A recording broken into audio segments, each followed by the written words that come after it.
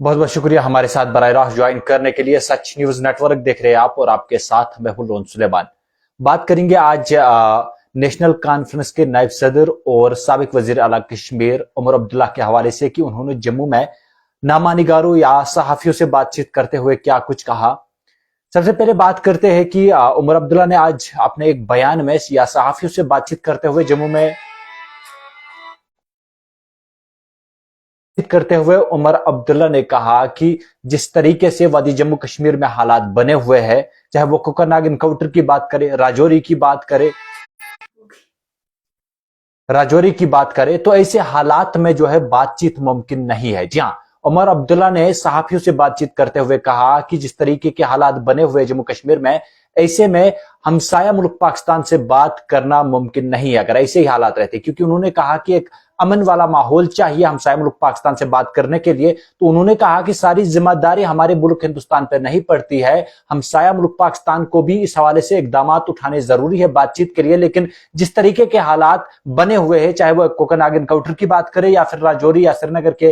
तो उमर अब्दुल्ला का कहना था ऐसे हालात में बात करना जो है वो मुमकिन नहीं है। और साथ में ये भी कहा कि ये मेरी राय है, कोई माने या ना माने उससे कोई मुझे मतलब नहीं, लेकिन ये मेरी एक राय थी कि बातचीत से ये मसले हल हो सकते हैं। लेकिन जिस तरीके के हालात बने हुए हैं, मुझे लगता है कि बात करना मुमकिन नहीं। वहीं जब सहाफियों ने उनसे आर्टिकल 370 के हवाले से पूछा तो उमर अब्दुल्ला ने कहा कि कोर्ट के अंदर कुछ और कहा जाता है और कोर्ट के बाहर कुछ और कहा जाता है। उमर अब्दुल्ला का कहना था कि कोर्ट के अंदर अगर कुछ और कहा जाता है, उन्होंने कहा कि 15 अगस्त 2019 को आर्टिकल 370 का खात्मा किया गया और जो कोर्ट है उसमें हुकूमत के वकील ने कहा कि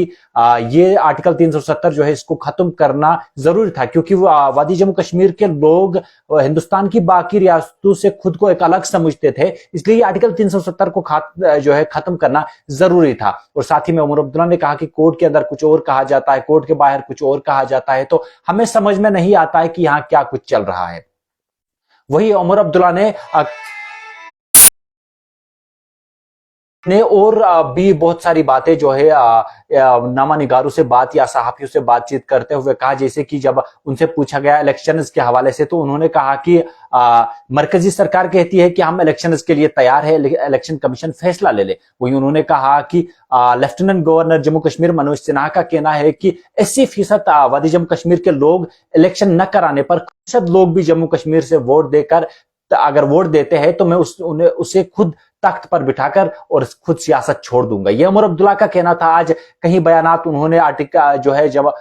जम्मू में नामानिगारों से बातचीत करते हुए कहा और आखिर में जब उनसे यह भी पूछा गया नामानिगारों की तरफ से कि इलेक्शन को लेकर, तो उन्होंने कहा तैयार है तो इलेक्शन कमीशन को फैसला लेना है। तो उन्होंने कहा कि यहां से लेफ्टिनेंट गवर्नर जम्मू कश्मीर मनोज सिन्हा साहब का कहना है कि वादी जम्मू कश्मीर के 80% लोग इलेक्शन नहीं चाहते, वो खुश है हमारी हुकूमत से। तो उमर अब्दुल्ला ने उस पर कहा कि अगर 50% लोग भी वादी जम्मू कश्मीर से मनोज सिन्हा को वोट देंगे तो मैं उन्हें खुद तख्त पे बिठा के मैं जो है सियासत छोड़ दूंगा। ये था जो आज नेशनल कॉन्फ्रेंस के नायब सदर और साबिक वज़ीर आला कश्मीर उमर अब्दुल्ला ने नामानिगारों से बातचीत करते हुए जो है जम्मू में कहा। पहले ये भी कहा कि उन्होंने की जो बातचीत जो है हमसाय मुल्क के साथ बातचीत करके इन मसलों का हल निकाला जा सकता है, लेकिन कोकरनाग या राजौरी जैसे अगर इन हालात की बात करें तो ऐसे में बातचीत करना मुमकिन ही नहीं बनता है, क्योंकि हमारे मुल्क से ज्यादातर जो है हमसाय मुल्क पाकिस्तान को इकदाम उठाने बातचीत के लिए, लेकिन जैसे हालात पाकिस्तान में बने हैं या जम्मू कश्मीर में बने हैं ऐसे हालात में बात करना मुमकिन नहीं है। ये था आज का जो उमर अब्दुल्ला ने कहीं कुछ जो बयान है या सहाफी से बातचीत करते हुए